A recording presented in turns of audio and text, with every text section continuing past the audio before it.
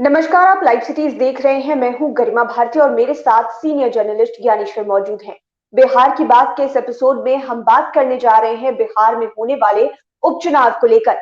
उपचुनाव तो दो ही सीटों पर हो रही है, लेकिन उथल पुथल काफी मची हुई है। सभी राजनीतिक दल जो मुख्य पार्टियां हैं बिहार की, सभी के बड़े बड़े नेता दोनों ही सीटों पर जाकर डेरा डंडा डालकर बैठे हुए हैं।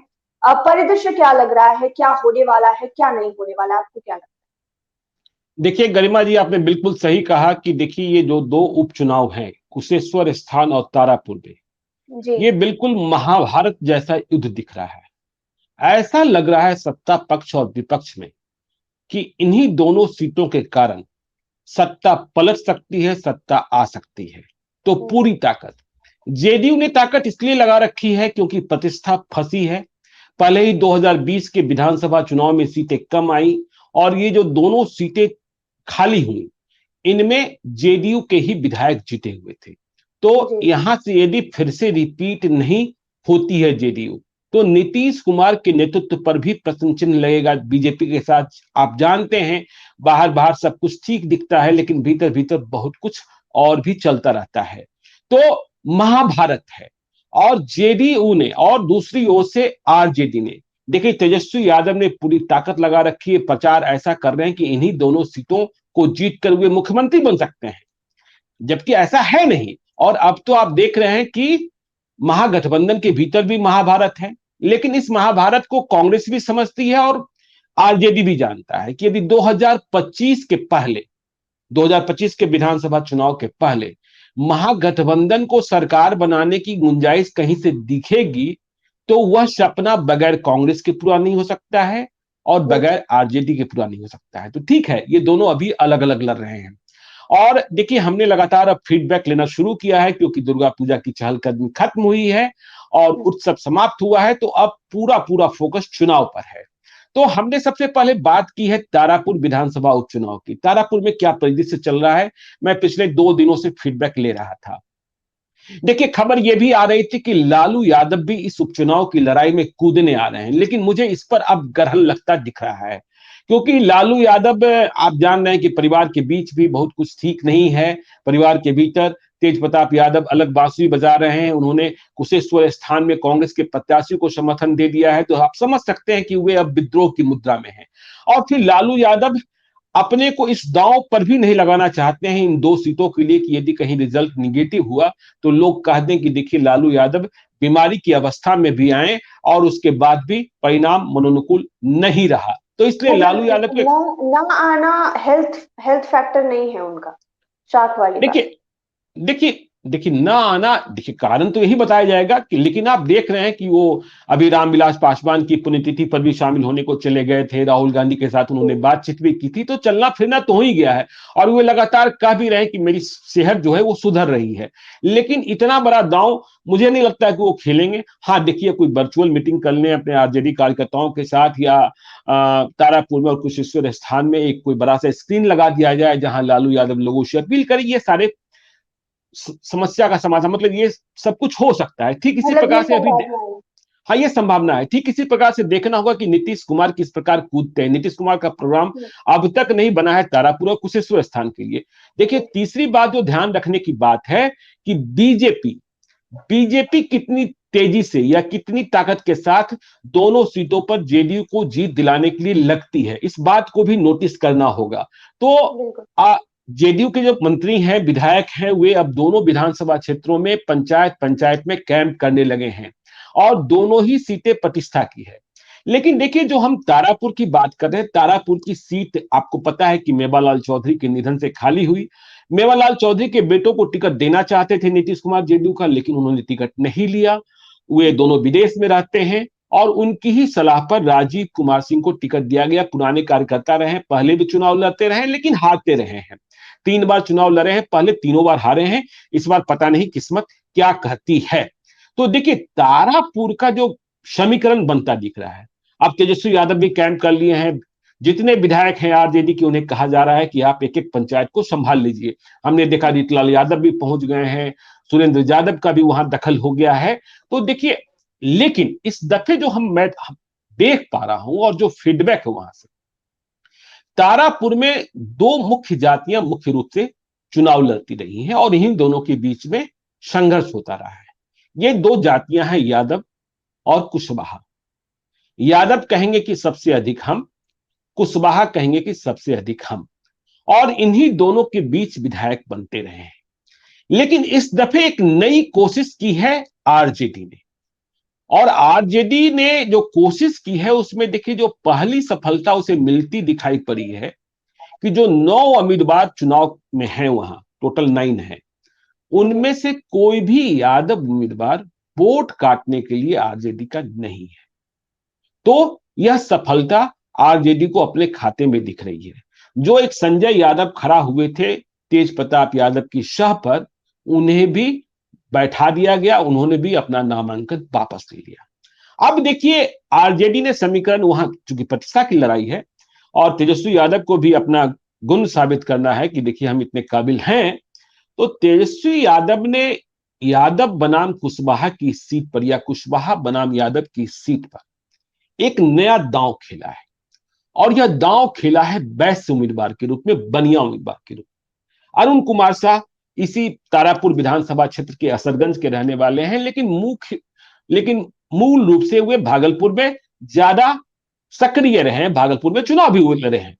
तो देखिए तेजस्वी यादव ने यह सोचकर अरुण कुमार शाह को प्रत्याशी बनाया, ठीक है, बाकी थैली उली में भी ठीक ठाक है, कि यादव हमारा वोट बिल्कुल एकजुट रहेगा, मुसलमान हमारा वोट एकजुट रहेगा, और यदि इसमें वैश्य वोट का हमने तड़का मार दिया तो जीत मिल जाएगी। देखिए हाँ, ऐड ऑन हो जाएगा तो जीत मिल जाएगी, ये उनकी सोच है। और यह सोच उन्होंने बिहार विधानसभा चुनाव जो 2020 था, उन्होंने कई जगहों पर यह प्रयोग देखा और कहा और माना कि सफल हुआ है। देखिए जैसे मोरबा विधानसभा क्षेत्र था समस्तीपुर का, मूल रूप से सहनी का विधानसभा क्षेत्र माना जाता था, और वहां विद्यासागर निषाद थे, जेडीयू के प्रत्याशी, पहले 2015 में जीते भी थे। तो वहां भी एक नया प्रयोग कर आरजेडी ने एक बेस्ट उम्मीदवार को दे दिया, जिसे माना जा रहा था प्रारंभिक दौर में कि वे बहुत पीछे हैं और क्षेत्र में भी बहुत चर्चा नहीं थी। लेकिन वही हुआ कि वहां यादव, मुसलमान और साथ में बेस्ट जुड़ गए और जीत मिल गई आरजेडी को। तो इस तर्का को मारकर तेजस्वी यादव कोशिश कर रहे हैं तारापुर फतह करने की। तो अब इसमें सफलता कितनी मिलती है और आरजेडी के साथ तारापुर के कितने वैश्य आते हैं, अभी तो आह्लादित दिख रहे हैं। और इस बात का खतरा जेडीयू खेमा भी महसूस कर रहा है, क्योंकि जो वैश्य समुदाय है उस वोट पर तो बीजेपी अपना अधिकार मानती है। बीजेपी चुनाव नहीं लड़ रही है, चुनाव एनडीए लड़ रही है, जेडीयू के प्रत्याशी। लेकिन प्रचार के लिए बीजेपी के लोग भी पहुंचते हैं। हाँ, प्रचार के लिए बीजेपी के लोग पहुंच जाएं, ठीक है, लेकिन वो वोट कितना अपने पक्ष में अपने वोट को रख पाते हैं। यदि अरुण कुमार शाह आरजेडी के प्रत्याशी के पक्ष में वैश्य समुदाय का वोट, वो भी वोट ठीक ठाक है। देखिए वहां 5 ब्लॉक हैं, हवेली, खड़गपुर, तारापुर, संग्रामपुर, टिटिया, बंबर और असरगंज, और तो 5 ब्लॉक में। और जो अभी ग्राउंड जीरो से जो फीडबैक आ रहा है कि वैश्य जो जाति है, वहां लोगों को लग रहा है कि नहीं, इस बार मेरा विधायक बन सकता है। तो यह देखना होगा। अब देखिए जो जेडीयू के सामने चुनौती है, जेडीयू के उम्मीदवार हैं कुशवाहा, राजीव कुमार सिंह, उनके भाई भी बड़ा प्रबल और सबल माने जाते हैं, मजबूत माने जाते हैं। एक बात और ध्यान रखिएगा, उपचुनावों में सत्ता पक्ष का जोर चलता है, उपचुनावों में प्रशासन की ताकत भी खूब चलती है। तो यह ताकत किस रूप में कहां दिखेगी, इसका अनुमान अभी हम नहीं लगा सकते। ये तो वोटिंग के समय या चुनाव के 2 दिन पहले आपको अनुमान लगना दिखेगा। तो राजीव कुमार सिंह उम्मीदवार हैं, चौथी बार जीतने की कोशिश करेंगे, 3 बार तो हार ही चुके हैं। लेकिन एक बात और गौर करने की, जैसा मैंने कहा कि यादव बनाम कुशवाहा, तो राजीव कुमार सिंह कुशवाहा हैं। उसी क्षेत्र से शकुनी चौधरी, देखिए तारापुर को शकुनी चौधरी के कारण भी जाना जाता है। शकुनी चौधरी का कितना आशीर्वाद मिलता है। शकुनी चौधरी के एक बेटे सम्राट चौधरी बिहार सरकार में भाजपा कोटे से मंत्री हैं, और शकुनी चौधरी के दूसरे बेटे रोहित चौधरी चुनाव लड़ना चाहते थे लेकिन चुनाव नहीं लड़ पाए। तो कितना आशीर्वाद मिलता है। और यादव बनाम कुशवाहा की लड़ाई में देखिए, मैं देख रहा हूं कि कुशवाहा के जितने नेता हैं बिहार भर के, वे करीब करीब तारापुर में कैंप कर चुके हैं। तो कुशवाहा बहुत एग्रेसिव होंगे, तो यादव भी उतने ही तेजस्वी यादव और लालू यादव के नाम पर इकट्ठे रहेंगे। तो ये देखना होगा कि दोनों के बीच में कौन अधिक वोट डालता है, मतलब किसका वोट परसेंटेज जो गांव है यादव का और कुशवाहा का, उसमें किसका वोट कितना गिरता है। अब देखिए कांग्रेस की बात हम कर लेते हैं, कांग्रेस की भी बिल्कुल, प्रत्याशी है मैं वहां। ये पूछना भी चाह रही थी कि कांग्रेस, आरजेडी और जेडीयू के अलावे कांग्रेस या फिर चिराग पासवान की पार्टी कोई फैक्टर बनता हुआ आपको दिखाई दे रहा है नहीं, कुशेश्वर स्थान मैं उसी बात पर आ रहा हूं। जी देखिए 2020 के चुनाव में मेवालाल चौधरी करीब 7,000 मतों से चुनाव जीते थे और उन्होंने जयप्रकाश नारायण यादव की बेटी दिव्या भारती को हराया था, दिव्या प्रकाश को हराया था। दिव्या प्रकाश। हाँ, जयप्रकाश नारायण यादव की नाराजगी की खबरें भी आ रही थी कि भाई उनकी बेटी को टिकट नहीं दिया लालू यादव तेजस्वी यादव ने, लेकिन वहां कोई दूसरा यादव उम्मीदवार नहीं है। कांग्रेस प्रत्याशी है राजेश कुमार मिश्रा। जब ये बात हुई कि कांग्रेस को सीट नहीं दी जा रही, कांग्रेस दोनों सीटों पर चुनाव लड़ेगी, तो महागठबंधन में मतलब राजद के भीतर तो खलबली मच गई थी। लेकिन तेजस्वी यादव इस जिद पर अड़े थे कि मुझे इस बार अपनी ताकत से चुनाव लड़ना है। 2020 में कांग्रेस को 70 सीटें हमने देकर नुकसान झेला है और हम सत्ता से दूर गए हैं। खैर, तो कांग्रेस ने यहां उम्मीदवार बनाया राजेश कुमार मिश्रा को। कांग्रेस 2020 में भी राजेश कुमार मिश्रा को उम्मीदवार बनाना चाहती थी, लेकिन सीट गई आरजेडी के खाते में, इसलिए राजेश कुमार मिश्रा उम्मीदवार नहीं बन पाए थे। वो जाति से ब्राह्मण है, वहां उन्होंने समाज सेवा भी काफी किया है और वहां जो ब्राह्मण की आबादी है। तो 2020 के चुनाव में राजेश कुमार मिश्रा कांग्रेस से टिकट न मिलने पर निर्दलीय चुनाव लड़ गए थे और 10,000 से अधिक वोट ले आए थे। तो देखिए अब स्थिति यह है कि इस उपचुनाव में राजेश कुमार मिश्रा के पास कांग्रेस का सिंबल है। देखिए कांग्रेस के आधार वोटों की संख्या कम से कमतर होती जा रही है, इसमें मेरी कोई दो राय नहीं है। बिल्कुल मैं इस बात पर अडिग हूं कि वोट उनके कम होते जा रहे हैं। और हाँ, और जो उनके वोट हैं वो उम्मीदवार आधारित वोट है। तो राजेश कुमार मिश्रा ने उधर काम किया है, लेकिन जब आमने सामने की लड़ाई होगी तो राजेश कुमार मिश्रा अपने दम पर, कांग्रेस के सिंबल के दम पर कितना वोट लाते हैं यह देखने की बात होगी। क्या वो 2020 की तरह प्रदर्शन कर पाते हैं, देखने की बात होगी। और राजेश कुमार मिश्रा का उम्मीदवार बन जाना तेजस्वी यादव के लिए तो सुकून की खबर है, वे तो मजे में है। क्योंकि राजेश कुमार मिश्रा वोट किसका काटेंगे? राजेश कुमार मिश्रा वोट काटेंगे ब्राह्मणों का। जी और जो हाँ हाँ, तो ये जो वोट जो है ब्राह्मणों का वोट, या तो वो जेडीयू या बीजेपी के पक्ष में जाता रहा है। मतलब एनडीए। हाँ देखिए, लोग फिर कहेंगे मैं जाति की बात कर रहा हूं, जाति पर ही चुनाव होता है और जाति देकर ही टिकट का बंटवारा होता है। हम करें क्या? जब तक बिहार के लोग नहीं सुधरेंगे तब तक तो हमें समीकरण बताने ही होंगे, मैं क्या कर सकता हूं। अब उसी तरीके से वहां मोर्चेबंदी और किलेबंदी हो रही है कि जहां कुशवाहा का गांव है वहां कुशवाहा का नेता बैठाओ, वहां कुशवाहा के संबंधियों को बैठाओ, जहां यादव का गांव है वहां यादव विधायक भेजो, जहां राजपूत है वहां राजपूत भेजो। इसी तरीके की गोलबंदी, और मैं क्या कर सकता हूं। तो राजेश कुमार मिश्रा को जितना मत मिलेगा वो नुकसान पहुंचेगा जेडीयू को।